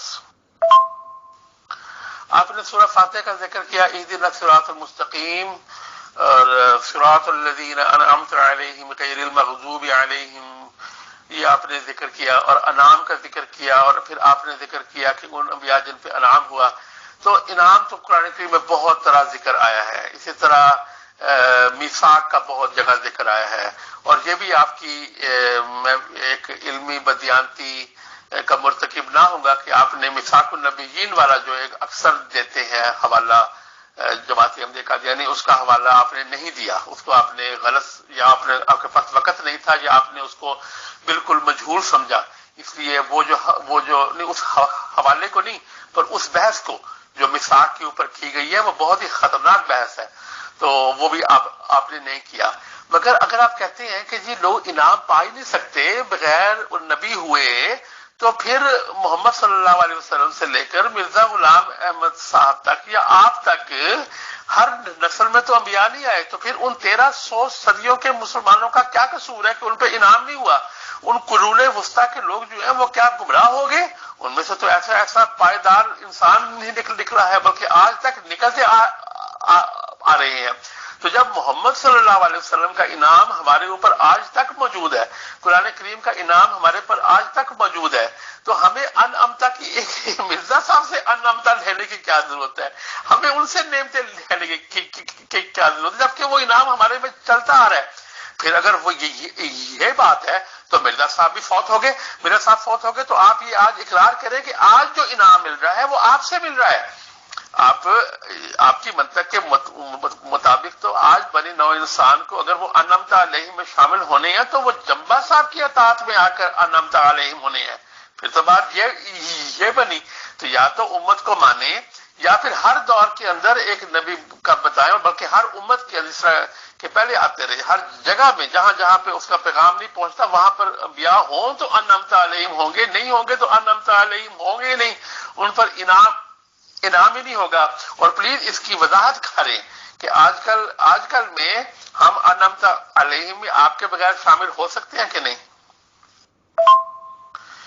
باقی جمع صاحب آپ نے حوالہ دیا علماء سلف کے کہ وہ بھی اس چیز کے قائل تھے. یہاں پہ میں آپ کو بڑی عزت اور تکریم کے ساتھ کہوں کہ آپ جماعت احمدیہ قادیانیہ کی چورن کو جو ہے وہ دیکھ کے کھائیں. وہ جو حوالے ہیں قندیل کے اندر اور ادھر ادھر جو حوالے موجود ہیں وہ سارے آؤٹ آف کانٹیکسٹ ہیں. ان کے اوپر آپ ایک حوالے کے اوپر پروگرام کرنا چاہیں میں حاضر ہوں, مگر وہ سارے آؤٹ آف کانٹیکسٹ ہیں اور وہ سارے غلط ہیں. وہ سارے جو ہیں وہ کوئی عالم ایسا نہیں گزرا امت مسلمہ کے اندر جس نے ختم نبوت کی وہ تشریح نہ کی ہو جو اس پہ عالم امت مسلمہ متفق ہے، اور یہ کبھی اس کے اندر شائبہ رہا ہی نہیں ہے۔ ایک صاحب ہیں اندلس کے ابن حزم، انہوں نے ایک کتاب لکھی تھی کہ کس چیز پر مسلمان متفق ہیں اور کس پر متفق نہیں ہے، یہ اس کے اندر نہیں آتا، غیر متفق چیزوں میں نہیں آتا، کبھی بھی اس کے اوپر اختلاف نہیں رہا۔ تو آپ یہ چورا نہ کھائیں، اس کی ایک ایک حوالے کی میں نے تحقیق کی ہوئی ہے، کچھ مجھے نہیں مل سکے، ان میں سے مگر جتنے ملے ہیں وہ سارے آؤٹ آف کانٹیکسٹ ہیں، سوائے مولانا نانوتوی کے، وہ بھی ایک خیالی تصور تھا ان کا، ایک ہائپوتھیٹیکل تصور تھا جو کہ میں نے اوپر ذکر کر دیا ہے، اس کے علاوہ کوئی ایسی بات نہیں ہے۔ تو اب میں اپنا اختتام کی طرف آتا ہوں۔ اس کے علاوہ جو ہے وہ آپ کے پاس رستہ نہیں تھا، مگر آپ بصد عزت و تکریم میں مکرم جمع صاحب کا شکر گزار ہوں کہ انہوں نے آج وقت نکالا اور اس قسم کے زیرک اور ذکی، میں ذکی غلام تو نہیں کہوں گا آپ کو، پر ذکی عربی میں کہتے ہیں تیز ذہن کے انسان کو، جو کہ باقی تجزیہ کرتا ہے، جس کو کریٹیکل تھنکر کہتے ہیں انگلش میں، تو ایسے شخص کے ساتھ بات کرنے کا موقع ملا۔ افسوس یہ کہ آپ کی وہ قادیانی جماعت کے اندر پرورش ہوئی، اس کی وجہ سے آپ کو اپنی علمی قابلیت کے لیے آپ کو ایک رستہ چننا پڑا، اس کے علاوہ جو ہے وہ آپ کے پاس راستہ نہیں تھا، مگر آپ کے مضامین کے اندر آپ علمی بدیانتی کے مرتکب کم ہی ہوتے ہیں، آپ ہمیشہ دونوں سائڈز کو لیتے ہیں، پوری آپ ہر طرف سے چیز کو لیتے ہیں۔ اللہ کرے کہ آپ اسی طرح اس کے اوپر راستے پر قائم رہیں اور دین اسلام اور محمد صلی اللہ علیہ وسلم، جس کے اوپر اس وقت اربوں لوگ جو ہیں، 1 ارب سے 2 ارب کے بیچ میں لوگ جو ہیں، وہ اس کے اوپر قائم ہیں اور وہ ان سے فیض یاب ہو رہے ہیں۔ اور اگر آپ نے امت مسلمہ کو دیکھا ہے تو آپ یہ بتائیں کہ یہ علمی جو کام امت مسلمہ میں آج تک ہو رہا ہے اور چلتا جا رہا ہے، کیا یہ اللہ کا انعام نہیں ہے؟ اور یہ جو علمی کام جماعت احمدیہ قادیانیہ اور جماعت احمدیہ اصلاح پسند میں ختم ہو چکا ہے، اور اس کے آگے سوائے آپ کے یا 1-2 اور لوگوں کے کوئی ایسا کام نہیں کر رہا، کوئی منطقی کام نہیں کر رہا، تو اس کو جو ہے کوئی بھی علمی اور منطقی کام نہیں کر رہا، تو علم کا سد باب ہو چکا ہے، اس میں مفسدود ہو چکا ہے۔ تو کیا یہی اصلاح ہے؟ کیا یہی اسلام کی جو ہے وہ انعمت علیہم یا انعام ہے؟ استغفر اللہ۔ تو آپ نے جو امت مسلمہ کا بات کی ہے، اللہ تعالیٰ آپ کی جو ہے وہ آپ کو مزید اس کے اندر تحقیق کرنے کی روشنی دے اور آپ کو ہم سب کو توفنا مع الابرار کے مستاق کرے، آمین۔ شکریہ جی، بہت بہت شکریہ سب کا، جزاک اللہ، تھینک یو، اور انشاءاللہ اگر دوبارہ موقع ہوا تو تفصیل میں جائیں گے۔ اور بہت بہت شکریہ، بہت جزاک اللہ۔ محترم اکبر چودھری صاحب اپنے پوائنٹس رکھے۔ میرے کچھ سوالات ہیں، میں کچھ پیش کر دیتا ہوں آپ دونوں ہی کے لیے، خصوصی طور سے جنبہ صاحب کے لیے، کیونکہ جنبہ صاحب نبوت کو جاری مان رہے ہیں اور اکبر صاحب تو مسلمانوں کی نمائندگی کرتے ہوئے قدم کر رہے ہیں حضور محمد صلی اللہ علیہ وسلم پر۔ تو جنبہ صاحب سے میرے یہ سوالات رہیں گے کہ کیا وہ حضور محمد صلی اللہ علیہ وسلم کو تو آخری نبی مانتے نہیں، تو کیا مرزا صاحب کو آخری نبی مانتے ہیں؟ اور مرزا صاحب کے بعد کیا نبی آئیں گے یا نہیں آئیں گے؟ اب ان کی خلافت چل رہی ہے، احمدی جماعت والوں کی اقتدار ان کے ہاتھ میں ہے، ستہ ان کے ہاتھ میں ہے، پیسہ ان کے ہاتھ میں ہے، پاورز ان کے ہاتھ میں ہیں، اور امپائرز کی امپائرز انہوں نے بنا لی ہیں۔ اب یہ مسئلہ اٹھتا رہتا تھا کہ کوئی نبی نہیں آ رہا، کوئی نبی نہیں آ رہا، تو ابھی 1-2 دن پہلے میں نے ان کی ویڈیو سن لی ہے احمدی جماعت نظام والوں کی، تو اب انہوں نے یہ بھی گھوشنا کر دی ہے کہ اگر کوئی نبی بھی آئے گا تو خلافت میں ہی آئے گا، مینس کوئی نہ کوئی خلیفہ صاحب ہی اعلان کریں گے کہ وہ نبی ہوں گے۔ تو ایک طرف آپ کہتے ہیں کہ رسول محمد صلی اللہ علیہ وسلم کا کیونکہ بیٹا نہیں تھا، وہ کسی کے باپ نہیں ہے، تو بھائی نبی نہیں ہے، تو پھر تو احمدی جماعت والے بھی ٹھیک ہیں کہ سیکنڈ خلیفہ کے بیٹے چلنے شروع ہوئے تھے، پہلے ایک بیٹا جی خلیفہ بنے، پھر دوسرے بیٹا جی خلیفہ بنے، پھر ان کے بیٹے نہیں تھے تو یہ داماد وغیرہ کیا ہے مسرور صاحب یہ خلیفہ بن گئے، اب ان کے بیٹے کے بارے میں سنا جا رہا ہے اور نبی بھی آئیں گے تو آخر ان میں سے آئیں گے۔ تو پھر آپ لوگ کہاں کھڑے ہیں محترم جنبہ صاحب؟ آپ تو کہیں بھی نہیں کھڑے. آپ نے جب اعلان کیا تھا کہ آپ مامور من اللہ ہیں, آپ نے جو بھی اعلان کیا آپ کو نکال دیا گیا جماعت سے معذرت کے ساتھ. اور میری جانکاری میں یہ ہے کہ بہت امپورٹنٹ ممبر تھے احمدی جماعت کے, میں نشاندہی نہیں کرنا چاہوں گا, بہت ڈونیشنز وغیرہ دیتے تھے, اسپیشلی کنوؤں کے ریگارڈنگ جو کہ کھودے جاتے تھے, پیسہ کافی ان کو ڈونیشن دیتے تھے. انہوں نے صرف اتنی اپیل کی تھی کہ جمبا صاحب کو جب دعویٰ ہے کہ ان سے بات چیت جب کر لی جائے تو انہیں صرف یہ کہنے پہ نکال دیا گیا تھا محترم. تو ہر ایک کو تو وہاں سے نکال دیا جائے گا جو بھی بات کھڑی کرے گا. تو آخر جب نبی ان میں ہی آنے ہیں تو آپ لوگ کہاں کھڑے ہیں؟ ان سب سوالوں کے جواب لیں گے ہم سر, پلس ایسے سوالوں کے بھی جواب چاہیے گے کہ آپ نے کہا جہاد میں تو اگر کوئی ظلم ہو, یہ ہو, وہ ہو تو ضرورت ہے, تو ظلم تو قادیانیوں پہ بہت زیادہ ہو رہا ہے اور آپ ہی لوگ ویڈیوز جاری کرتے ہیں, آپ لوگ مینس احمدی جماعت نظام کے, کہ ہماری مسجدیں گرا دی, ہمارے کلمے مٹا دیے, ہم پہ یہ ظلم کر دیا, ہمارے بزرگ کو وہاں مار دیا, یہاں مار دیا. تو اس سے زیادہ ظلم کیا ہوگا؟ تو وہاں تو جہاد کریے نا. تو وہاں سے کیوں نکل جاتے ہیں موقع دیکھ کے, پیسہ دیکھ کے دوسرے ملکوں میں؟ جہاد وہاں بھی کریے. یا اب آپ یہ لوگ یہ کہیں گے قادیانی کے جی مرزا صاحب منع کر گئے تھے جہاد کو, تو جہاد میں اس طرح سے مداخلت کرنا تو شریعت میں مداخلت کرنا ہے, تو کیسے وہ غیر شرعی نبی ہیں؟ اور اس طرح کے بہت سارے سوالات میرے ذہن میں ہیں, انشاءاللہ ہم سب یہ بھی کریں گے. تو میری گزارش ہے محترم جمبا صاحب سے, اکبر صاحب سے, کہ پلیز اگر پاسبل ہے اور آپ دونوں لوگ نیکسٹ سنڈے کو بھی اویلیبل ہیں تو پلیز ابھی ٹائم مقرر کر لیں, ہم اسی ٹائم اور سنڈے کو ہی پروگرام نیکسٹ جاری کریں اور تھوڑا سا واسٹ پلیٹ فارم لے کے چلیں. شکریہ, جزاک اللہ. محترم عبدالغفار جنبا صاحب, آپ نے عید کی طرف دھیان دلایا اور ماشاءاللہ آپ کے یہاں مہمان آئیں گے, کاش ہم بھی آپ کے آس پاس ہوتے.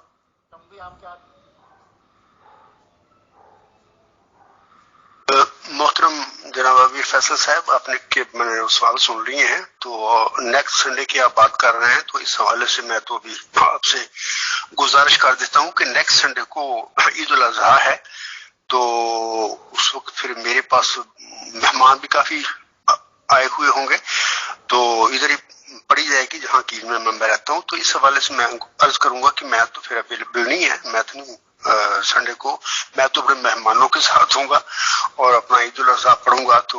تو اب اسے نیکسٹ جو سنڈے ہے 17 کو, تو وہ اگر مناسب ہوا تو بعد میں ہم طے کر لیں گے, پھر اس پہ کوشش کریں گے کہ ہم اس پہ اپنا پروگرام ایک رکھ لیں. اس کے بعد پھر آپ کو میں نے کہا ہوا ہے کہ ہم جماعت احمدیہ اسلاف یو کے کا ہمارا سالانہ جلسہ ہے, تو میں نے پھر ادھر نکل جانا, اس کے لیے کچھ تیاری بھی کرنی ہے. ظاہر ہے کہ قائد جماعت ہوں میں, تو قائد جماعت کی آواز سے اتنی ذمہ داریاں بڑی ہوتی ہیں, تو پھر انشاءاللہ تعالی یہ باتیں انشاءاللہ سوچ لیں گے. لیکن 10 کو جو آپ نے فرمایا ہے اتوار, اس میں بہر میں تو اپنے مہمان عید نماز پڑھنی ہے ادھر ہوں گا, تو میرے لیے مشکل ہے کہ میں یہ پروگرام کروں نا, کیونکہ یہ پروگرام تو ویسے ہی نمبر کرنے, اس کے متعلق علمی باتیں ہوتی ہیں, اس کی پھر تیاری چاہیے. تو یہ ساری باتیں, تو مہمانوں کا سلسلہ تو ابھی سے میرا شروع ہو گیا ہے, مہمان شروع ہو گئے ہیں, تو معذرت ہے میری. شکریہ, بہت بہت جزاک اللہ. محترم عبدالغفار جنبا صاحب, آپ نے عید کی طرف دھیان دلایا اور ماشاءاللہ آپ کے یہاں مہمان آئیں گے, کاش ہم بھی آپ کے آس پاس ہوتے تو ضرور میٹ کرتے آپ کے پاس سر. یہ بالکل ایک جائز وجہ ہے سر. انشاءاللہ پرسنل پہ بات چیت کر کے آپ سے بھی, اکبر صاحب سے بھی, انشاءاللہ کسی بھی دن ان بٹوین بھی اگر ارینج ہو پایا, سنڈے سے پہلے بھی اگر آپ لوگ دونوں اویلیبل ہوئے تو انشاءاللہ ہمیں خوشی ہوگی, کیونکہ سامعین کے بہت زیادہ میرے پاس میسیجز آ رہے ہیں کہ اس پروگرام کو آپ آگے بڑھائیں. تو پرسنل پہ انشاءاللہ بات چیت کر لیں گے. اکبر صاحب اور آپ اگر بیچ میں بھی اویلیبل ہوتے ہیں during this week, then we will decide, announce and arrange it. Thank you. شکریہ, جزاک اللہ.